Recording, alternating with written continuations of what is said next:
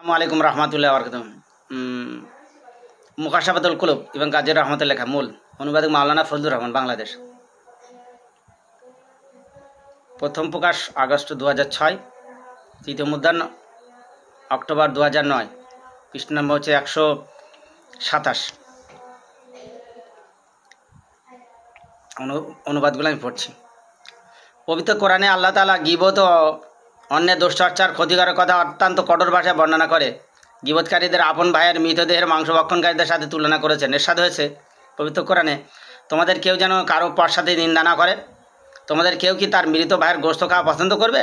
জিজ্ঞাসা ছিল। বস্তুত তোমরা তো একেই ঘৃণা করো। সূরা হুজরাত 8 নম্বর 12।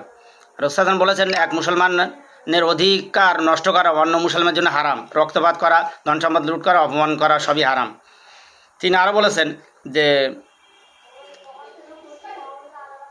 তোমরা গীবত পরনিন্দা থেকে বেঁচে থাকো। পরনিন্দা ব্যভিচারের চেয়ে জঘন্য। হাদিস শরীফে এসে নবী সাল্লাল্লাহু আলাইহি ওয়াসাল্লাম বলেছেন, আল গীবাতু আশাদ্দু মিনাজ জিনা। গীবত জেনা ব্যভিচারের চেয়ে নিকৃষ্ট। যারা জেনা ব্যভিচার করে, রেন্ডি যারা, তাদের আমরা কি খারাপ চোখে দেখি, অথচ নবী সাল্লাল্লাহু আলাইহি ওয়াসাল্লাম বলে যে আল গীবাতু আশাদ্দু মিনাজ জিনা। গীবত জেনা ব্যভিচারের থেকে, পরনিন্দা জেনা ব্যভিচারের চেয়ে নিকৃষ্ট। কি আশ্চর্য! আলেম ওলামারা এর সঙ্গে জড়িত। বেদাতীদের যারা বেদাত করে তার দোষ চর্চা করা জায়েজ, বরং সওয়াবের কাছে। মুকাশাফাতুল কাজী রহমতুল্লাহ, তারপরে তামিল কাবিলেন আল্লামা আবুল্লাহ সামরকিন্দ রহমতুল্লাহ, হাদিসের সারমর্ম অনুযায়ী তাদের দোষ চর্চা জায়েজ। মানুষ তাদের ক্ষতি থেকে যেন দূরে থাকতে পারে, ওই জন্যে। কিন্তু হাক্কানি আলেম ওলামাদের পুচকে পাঁচকা জাঙ্গিয়া পড়া সেড্ডি মাওলানারা ইমামে আজম, ইমাম শাফি, ইমাম আহমদ বিন হাম্বাল রহমতুল্লাহর নামে কথা বলে, তাদের দিকে আঙুল তুলে কথা বলে। এদের ভয় লাগে না? কি আশ্চর্য! এরা কুসুর পাতায়, কলার পাতায় একটু পানি থাকার জ্ঞানের সমতুল্যের জ্ঞান অর্জন করিনি, সমালোচনা করে। এটা কিয়ামতে আলামতের লক্ষণ অবশ্য।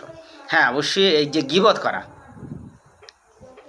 জ্ঞান অর্জন করে জ্ঞান বিতরণ করো। গীবত কেন?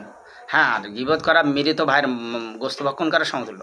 আর গীবত জেনা ব্যভিচারের চেয়ে নিকৃষ্ট। অবশ্য গীবত থেকে বেঁচে থাকা উচিত। আর হযরত হাসান বসরি রাহমাতুল্লাহ বলে, যদি কেউ তোমার কাছে এসে বলে না যে অমুক অমুক এই কথা বলেছে, অমুক এই কথা বলেছে, তা তুমি অবশ্যই জেনে রাখো তোমার কথা তার সঙ্গে গিয়ে বলে। ওই দিন আমার কাছে কেউ গীবত করতে আমি বললি না যে তুমি আরও বেশি ভাষা বলো, বরং আমি তাকে থামিয়ে দিই, কারণ সে আবার আমার গুণ শুনে ওখানকে বলে দেবে। ওই জন্য কোনো হুজুরের কাছে কেউ যদি এসে বলে হুজুর আপনার খারাপ বলে, মুখ খারাপ বলে, মুখ খারাপ, অবশ্যই ম্যাম হযরত হাসান বসরি রাহমাতুল্লাহ বলেছেন যেন ফাসেকের সাক্ষ্য নেবে না। যে ফাসেক, ফাজির, তারা যে সাক্ষী দেয়, মুনাফিক যারা, চটকদার যারা, তাদের সাক্ষ্য নেবে না, বিশ্বাস করবে না। মেবি হতে পারে ওরা মনে বলি না তোমার কাছে প্রচার পাওয়ার জন্য, তোমার কাছে একটু বাহবা পাওয়ার জন্যে, এবং আলেম বিভেদ লাগিয়ে দেওয়ার জন্য এই কথা বলছে। অবশ্যই যাচাই বাছাই করে নেওয়া উচিত। হ্যাঁ, প্রকাশ থাকে যে অবশ্যই আমি দেখেছি বেশিরভাগ যারা হাক্কানি আলেম ওলামা, যাদের জ্ঞান বেশি থাকে, কোরআন হাদিস নিয়ে চর্চা করেন, অন্যান্যদের গীবত করা, তো তারপরে তাদের খারাপ বলা থেকে বিরত থাকে। যারা চাটির মতো নেট্টো একটু সেড্ডি মাওলানা সেজেছে 2-4 দিনের জন্যই, আধা জ্ঞানী হয়েছে, তারা ওই বিভিন্ন হাক্কানি আলেম ওলামাদের নামে গীবত করে। আল্লাহ তাদের হেদায়েত দেন, এইটুকু আমি বলি। অবশ্যই জ্ঞান অর্জন করো ভাই, আর বিতরণ করো জ্ঞান, এবং ইলমে দ্বীনের খিদমত করো। মূর্খামির সঙ্গে নয়। অল্প শিখে বিস্তার বর্ণনা করতে যাবে না, বিস্তার শিখে অল্প বর্ণনা করতে যাও, অবশ্যই সেটাই ঠিক।